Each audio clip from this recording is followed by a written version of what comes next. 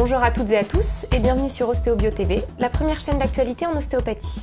Au sommaire de ce 7e Ostéomag, l'actualité de la profession par Reza Redjemchiban, le congrès Ostéobio sur la prise en charge pluriprofessionnelle de la plagiocéphalie, une petite vidéo du Bibed, une création d'Alain Gauthier, le congrès de l'association Plagiocéphalie, Information et Soutien et la revue des médias par Alice et Nicolas. Reza, bonjour. Bonjour Romane. Nous commençons avec vous l'actualité de la profession. Oui. Et vous allez nous parler de la création d'un DU de philosophie et d'ostéopathie. C'est un DU qui se passera à l'Université catholique de Lyon, qui est organisé par Jean-Marie Guelette. Le but, c'est de comprendre en fait, à travers également l'approche philosophique et notamment tout ce qui est le discours sur la méthode de Descartes, de comprendre un peu quelle est la particularité de la perception en ostéopathie. De rapprocher en fait ce qui est du sensitif, du subjectif, avec une démarche rationnelle qui est aussi une démarche médicale. Voilà. C'est un sujet qui devrait plaire à Yves Lepers, oui. Alors là, ostéopathe que nous avions déjà rencontré et dont on peut retrouver l'interview sur Ostéobio TV. C'est un DU qu'on pourra retrouver à la rentrée prochaine ? Oui, lancement prévu septembre 2014 à Lyon. Puis vous nous proposez une enquête sur le moral des professionnels de santé ? Oui.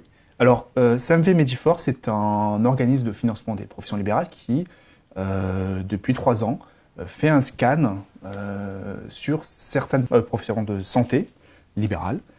Et là, c'était la 3e édition. Et l'idée, c'est de mesurer un peu l'état, le moral de ces professionnels. Les professionnels de santé ont le moral en berne parce qu'ils voient leur chiffre d'affaires diminuer. C'est plus difficile. Et pour réagir à ça, l'enquête note un mouvement de fond qui est le regroupement des professionnels de santé entre eux. Alors juste, est-ce que les ostéopathes sont intégrés dans ce baromètre ? Les ostéopathes n'en font pas partie. Mais on n'est pas professionnels de parce santé. Parce qu'ils ne sont pas professionnels de santé. Mais on a beaucoup échangé avec la directrice de CMV Mediforce qui organise ce panel. Et on leur a dit que les ostéopathes pourraient intégrer réellement cette étude, parce que même s'ils n'ont pas le titre de professionnel de santé, les problématiques les concernent également. D'accord. Et puis notamment ce regroupement en maison de santé. Oui, c'est ça, le regroupement pluriprofessionnel, d'accord. Donc qui se fait plus par rapport à un problème économique en fait ? Alors pour ces professionnels de santé, des médecins généralistes, des chirurgiens dentistes, c'est pour optimiser certains coûts. Pour les ostéopathes, nous, on voit ça quand même assez régulièrement, mais c'est également pour une autre dynamique qui est plus la prise en charge pluridisciplinaire. C'est souvent le cas. Autre élément marquant dans cette enquête, c'est l'arrivée d'Internet dans la relation entre le patient et le thérapeute.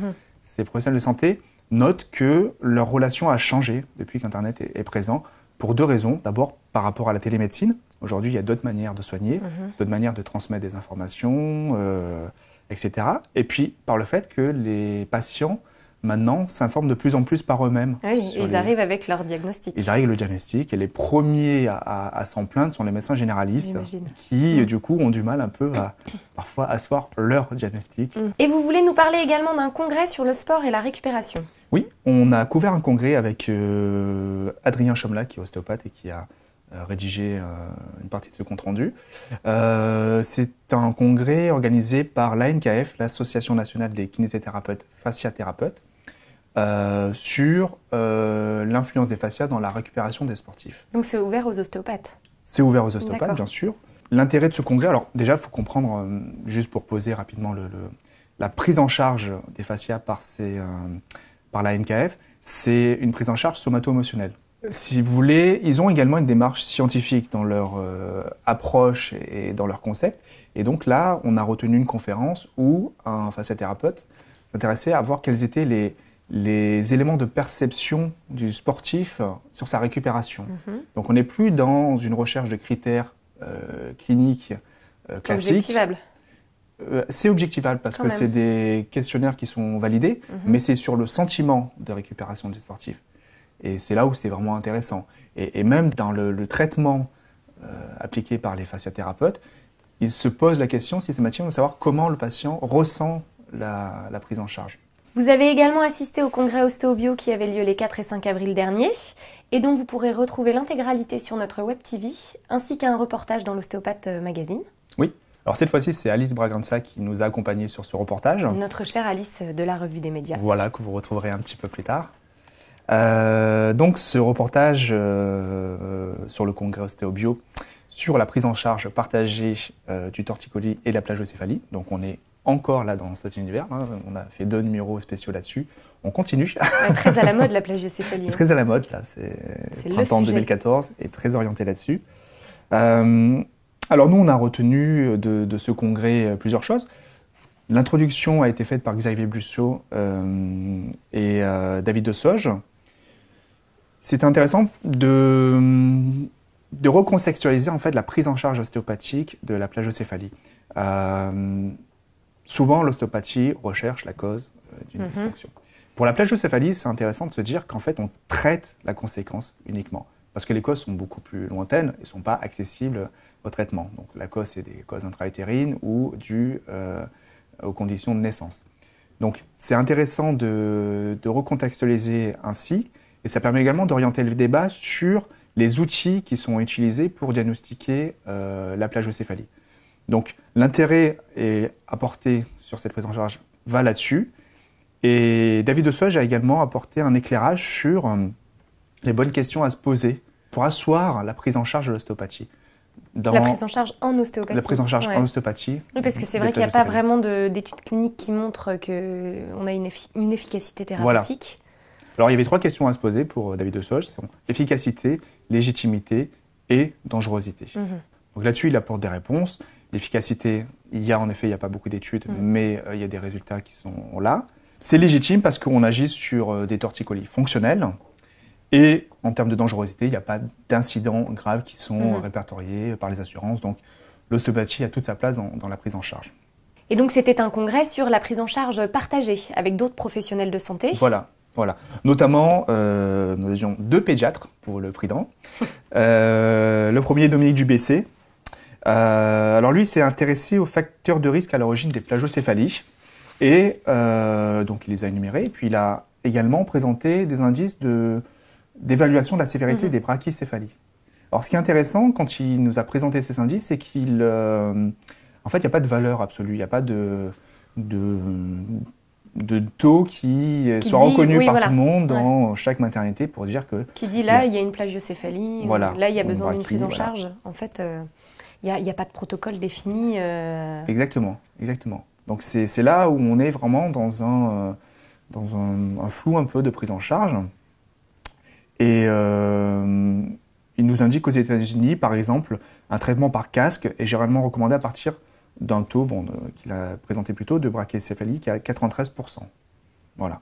Mais en France et dans le reste du monde, il n'y a pas vraiment d'indication, de moment à partir duquel on systématiquement... Et puis on est un peu frileux par rapport au casque en France. Oui, c'est pas une c'est vraiment la solution de dernière intention. Exactement. Donc, des fois, ça arrive un peu tard. Mais... Et donc, le second pédiatre, Thierry Marc, que nous avons interviewé dans un numéro de l'Ostéopathe Magazine, le numéro 21, il remet en cause le couchage traditionnel sur le dos. C'est-à-dire que... donc, avait été mis en place pour diminuer la mort subite d'une nourrisson, quand même. Exactement. Donc, qui a son utilité, bien évidemment. Sa légitimité, en tout cas, a priori. Sa légitimité, bien sûr. On a un taux de mort subite qui a diminué. Mais en revanche, le taux de plagiocéphalie, brachycéphalie et les conséquences qu'il peut avoir derrière ont explosé. Donc, il propose des conseils de couchage. Solutions alternatives. Voilà, exactement. Et on a d'ailleurs une solution de couchage un peu différente que va nous présenter son créateur, Alain Gauthier. C'est le bibed. C'est une interview de Louis-Yves Goëlo. Et nous allons vous présenter aujourd'hui Alain Gauthier, inventeur de Bibed. Bibed, qui est le premier couchage conçu spécialement pour la position couchée du bébé sur le dos. Bonjour, merci. Donc Alain Gauthier, ostéopathe à Strasbourg. Il s'est trouvé qu'il y a une quinzaine d'années, j'en avais marre de traiter des bébés qui, s'ils avaient été bien couchés, n'auraient jamais développé des plagiocéphalies post-naissance. Donc on a passé une petite dizaine d'années à inventer un système anti-tête plate. Et ça nous a amené ensuite à faire un vrai couchage pour bébé. Donc aujourd'hui, on peut imaginer que le bibed jette les bases d'un vrai couchage, un vrai nouveau standard de couchage pour les bébés sur le dos, puisqu'ils sont maintenant tous en train de dormir sur le dos. La chose la plus importante dans notre découverte a été la possibilité de faire un support pour la tête du bébé, support qui s'adapte aux compétences, à la forme et à la position de la tête pour lui permettre de naturellement tourner sa tête, quelle que soit sa forme, et dès la naissance. Donc on a aujourd'hui un produit qui est un produit de puériculture, qui est particulièrement ergonomique, avec des plans et des couches différentes en fonction du poids du bébé, des zones du bébé qui appuient dessus. Et si ce produit peut s'adresser à un bébé à la naissance, malheureusement en tant qu'ostéopathe, il nous arrive de rencontrer des bébés au cabinet qui ont déjà des très grosses déformations de la tête et qui ne peuvent pas tourner leur tête, donc on crée des effets secondaires à cette plagiocéphalie, uniquement parce que la forme de la tête est un handicap pour eux. Donc on a été obligé de créer une deuxième tétière en 2010, qui part du même principe, c'est que c'est le support de la tête qui s'adapte à la forme de la tête du bébé, et pas le bébé qui s'adapte à son support, qui la plupart du temps est plat, ou encore plus de façon moins intéressante quand il est en plus soulevé. Donc ça, c'était une tétière pour un bébé qui a une déformation avec une plagiocéphalie gauche et qui va lui permettre de faciliter le mouvement du côté droit en désaxant sa tête en fonction de sa forme. Donc on a un bibed qui est le bibed normal qui est vendu en puériculture et puis un bibed qui est réservé aux ostéopathes pour pérenniser, pour favoriser leur traitement. Dès qu'ils ont terminé, le bébé à la maison va pouvoir continuer à travailler, à tourner sa tête et en fait à s'auto-guérir d'une certaine manière. Donc cette tétière particulière va donner la facilité de mouvement et peu à peu on va l'alterner avec une tétière normale pour pouvoir avoir un bébé qui au bout d'un certain temps n'a plus de problème de motricité, aidé aussi par le travail ostéopathique.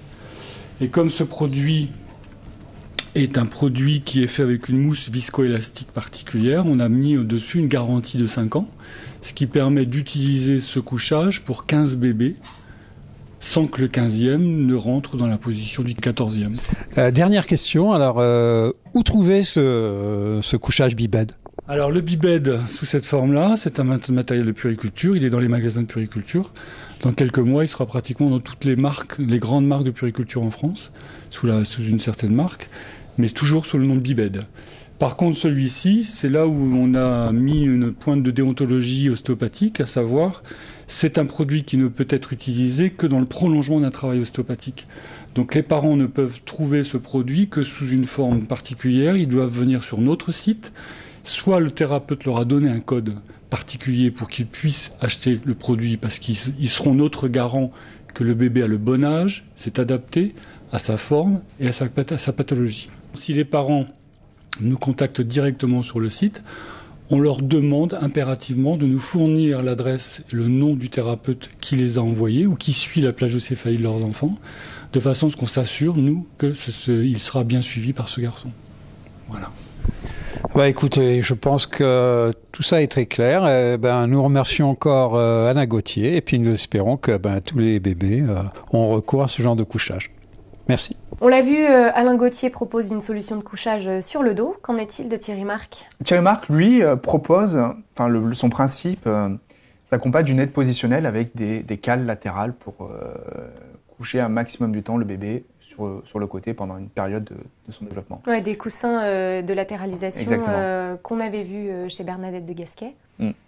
Et puis dans son intervention, il a également donné quelques idées de protocole de traitement, ou en tout cas de grandes lignes directrices pour prendre en charge les plagiocéphalies. Ce congrès donc s'est prolongé également, donc vous l'avez cité, par Bernadette de Gasquet, qui est revenu sur l'accouchement, la position pendant l'accouchement.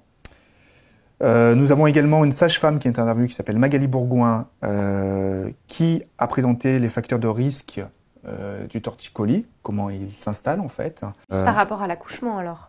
Oui, voilà.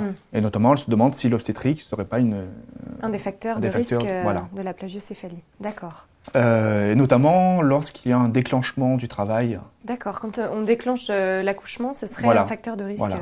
Étant donné que les contractions sont différentes, plus intenses, ça peut avoir une incidence sur le taux de plagiocéphalie. Cette prise en charge pluridisciplinaire a été présentée par un kinésithérapeute, On avait également une une psychomotricienne. psychomotricienne et un chirurgien. On a vraiment vu pour chacun de ces thérapeutes quelle était leur prise en charge et quels étaient leurs objectifs thérapeutiques. On voit bien que chacun a un objectif différent, d'où Chacun a sa l'intérêt place dans le voilà, traitement. d'avoir une prise en charge coordonnée. Chacun ses objectifs, chacun son périmètre d'action, chacun son moment d'intervention. C'est la grosse conclusion de ce congrès. Et vous avez assisté à un autre congrès sur les plagiocéphalies. Voilà, comme on l'a dit, c'est dans l'air du temps. Donc il y a une association qui s'appelle Plagiocéphalie Info et Soutien, qui œuvre depuis de nombreuses années pour orienter les parents, souvent, qui sont démunis face à leurs enfants qui ont des plagiocéphalies qui ne sont pas récupérés et qui doivent se tourner vers des solutions de port de casque. Et comme on l'a dit, en France, c'est très peu développé, les pédiatres sont réticents à les prescrire. Du coup, cette association fait de l'information. Il faut dire que le casque, c'est quand même 23 heures sur 24. Voilà, le casque, Ça c'est un peut traitement. faire un peu peur quand même. Ouais, c'est la solution qu'il faut quand les plagiocéphalies sont trop sévères pour être récupérées, soit de manière naturelle, soit par des traitements manuels. Alors, dans ce congrès, on a retrouvé un petit peu des gens qu'on a vus à Ostéobio, au congrès Ostéobio. Donc, il y avait Thierry Marc, il y avait Alain Gauthier, il y avait Philippe Mahé, qui est également un pédiatre ostéopathe que nous avons interviewé dans l'Ostéopathe Magazine. Il y avait également justement un fabricant d'orthèses qui s'appelle Nicolas Matt, qui est canadien, et qui, lui, en train d'explorer une piste qui serait de proposer un casque pour les enfants, mais qui serait installé, enfin proposé à un stade avant que ce soit trop sévère, et le casque ne serait porté que la nuit. Voilà, ce serait une solution un peu intermédiaire quand on voit qu'un traitement ne fonctionne pas. Avant d'entendre que c'est vraiment sévère pour poser le casque, on pourrait avoir cet outil-là supplémentaire. Donc, il proposerait le casque en même temps qu'une prise en charge avec kinésithérapeute, Voilà. ostéopathe, psychomotricienne. L'idée, c'est ça. Ouais, D'accord. ouais. Avant que ce soit trop sévère. Et n'oubliez pas que vous pouvez retrouver l'intégralité du congrès Ostéobio sur notre web TV. Et maintenant, la tant attendue revue des médias. Alice et Nicolas, bonjour. Bonjour Romane. On reste sur le thème de la plagio avec vous. Tout à fait, oui. Et on commence par une vidéo diffusée par les hôpitaux universitaires de Genève, donc qui nous présente en vidéo la plagiocéphalie et les causes qui peuvent en être responsables. Donc cette vidéo nous montre énormément de conseils à adopter sur le port de bébé pendant les phases d'éveil, avec des stimulations à la fois sonores et visuelles pour alterner les positions de tête. Et toutefois, par contre, il reste très prudent en insistant sur le fait que pendant les phases d'endormissement, on maintient le décubitus dorsal pour éviter la mort subite du nourrisson. Donc je vous laisse regarder un petit extrait.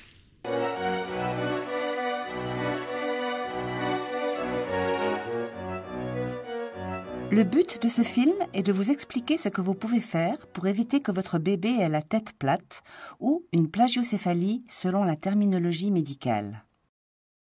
La plagiocéphalie est un aplatissement de la partie arrière de la tête, sans gravité, mais peu esthétique.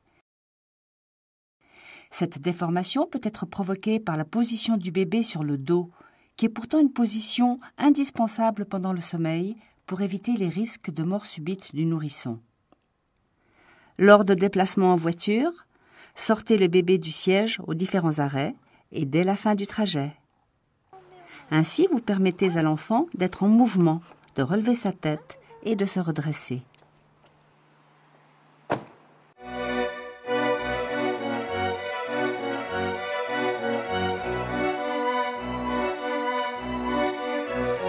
Stimulez l'attention du bébé en changeant les objets de place sur les côtés ou au-dessus de son lit. Mobile, lampe, animaux en peluche par exemple. Pendant les périodes d'éveil, variez les positions et stimulez les mouvements. Pendant les périodes de sommeil, toujours sur le dos, mais en faisant varier l'environnement. On précise que les physiothérapeutes suisses sont l'équivalent de nos kinésithérapeutes en France. Et nous vous proposons d'ailleurs d'aller regarder les interventions de nos confrères suisses lors du congrès Ostéobio ainsi que lors du symposium de Lausanne sur notre site Ostéobio TV. Autre chose ? Oui, donc dans cette vidéo suisse, il parle du traitement à la fois kiné ou le port de casque. quand il y a quand même des formations, mais on précise qu'il y a également évidemment la prise en charge ostéo, d'autant plus que l'ostéo pour les nourrissons est de plus en plus ancré dans les mœurs. Hein. On voit partout autour de nous, que ce soit sur internet ou sur des revues dédiées aux parents, beaucoup de conseils sur l'ostéopathie pour les nourrissons. Donc par exemple, je vais pas tous vous les lister parce qu'il y en a énormément, et il y a le site du pédiatre Thierry Marc, donc bébésanté.fr, dont on a parlé juste avant. Qui prône vraiment les conseils aux parents pour éviter l'apparition de la plagio, mais qui conseille également l'orientation vers l'ostéo si jamais il y a un petit blocage articulaire à prendre en charge. D'autres sites moins professionnels comme celui du pédiatre, mais tout aussi efficace, magicmaman.com, qui est très apprécié des nouveaux parents, qui là, sur cette page, liste toutes les pathologies du nourrisson qui peut être abordée par l'ostéopathe. Donc ça va du trouble postural comme la plagio, aux troubles viscéraux comme les reflux ou les coliques, et les troubles du sommeil. Et en dehors des sites, il y a également les émissions. Voilà, donc moi je vais vous présenter en fait une émission Allo Docteur qui parle régulièrement d'ostéopathie, et entre autres ostéopathie sur le nourrisson. Présenté par Michel Simès. Voilà, Michel Simès. Michel Simès, si vous voulez venir sur notre plateau, vous êtes le bienvenu. Voilà, donc je vous laisse regarder une petite séquence de cette vidéo. Est-ce utile d'amener son bébé chez un ostéopathe dans les premiers mois de vie, même sans problème apparent? Il y a beaucoup de débats sur les nourrissons. Le bébé, c'est un univers extraordinaire. Extraordinaire que le bébé, le nourrisson, enfin le nourrisson, le bébé, l'enfance, tout ça, c'est un univers qui est extrêmement riche, extrêmement efficace. Ça fait partie des grosses discussions. Est-ce qu'on amène son bébé sans raison? Oui, enfin moi j'en reçois énormément. D'abord parce que je traite des femmes enceintes, et les femmes enceintes qui juste qui ont des problèmes de sciatique, de lombalgie ou des problèmes de posture à cause de la grossesse, m'emmènent leur bébé juste après. Et vous leur faites quoi à ces bébés? C'est juste, on essaye de faire un bilan, de savoir ce qui ne va pas. Ce qui est sorti, quand ils sont sortis du ventre de maman, il y a eu un certain nombre de tensions, de compressions, de distensions, et plein de choses qui font que le bébé peut ressentir un certain nombre de souffrances qui peuvent aller du problème de sommeil au problème de reflux, au problème de maux de ventre, de coliques, etc. Donc il y a énormément d'indications. Soit en prévention, et nous on prône plus que jamais la prévention dans notre approche thérapeutique, on prône la prévention, donc en prévention ou en thérapeutique, sachant que plus c'est tardif, plus c'est difficile. Monsieur Zenouda explique très clairement l'intérêt de faire un suivi ostéopathique pré-accouchement et post-accouchement, ainsi qu'un suivi du nourrisson après l'accouchement, car voilà, un accouchement c'est assez traumatisant pour la femme, mais aussi pour le nourrisson. Et pour ceux qui se demandent toujours à quoi ressemble une consultation ostéopathique chez un nourrisson, on vous a sélectionné un extrait donc d'une jeune ostéopathe qui intervient dans un service de maternité, voilà, pour un torticolis du nourrisson avec une difficulté de succion. Je vous laisse visionner un petit extrait. Une naissance difficile, c'est la cause principale des interventions de cet ostéopathe à la maternité. Il est déjà pas content que j'arrive. Eh ben, bonhomme. Naël est né avec son cordon enroulé autour du cou. De cette naissance difficile, il a gardé un torticolis du côté gauche qui l'empêche de téter le sein droit de sa maman. Là, il tourne très bien la tête de ce côté-là. Et puis de ce côté-là, si je le force à tourner la tête, ce sont les épaules qui se lèvent. Là, on le voit clairement, il tourne tout le tronc en fait. Avant d'agir sur les cervicales, l'ostéopathe doit relâcher toutes les tensions musculaires qui bloquent les articulations. Encore un tout petit peu, il te manque quelques tout petits degrés. Encore un tout petit peu. Suivez bien avec votre doigt. Voilà. Super bonhomme. La séance est douce, mais radicale. Là, je vais tourner la tête et les épaules vont plus se lever. Parce que ce sont les cervicales qui tournent et plus tout le tronc. On finit sur une note plus légère. Tout à fait, avec une petite séquence émotion sur une actualité qui a fait le buzz dernièrement. Donc des jumelles monocoriales et monoamniotiques, donc même poche amniotique et même placenta, donc ce qui est assez rare, ça représente une grossesse sur 30 000, qui sont nées le 9 mai dernier en se tenant la main. Donc c'était un accouchement pas césarienne, d'une part pour le risque des grossesses mono-mono, parce que le risque est plus élevé avec le cordon autour du cou, et à la fois parce que avec deux petites qui se tiennent la main, c'est pas facile d'arriver par voie basse.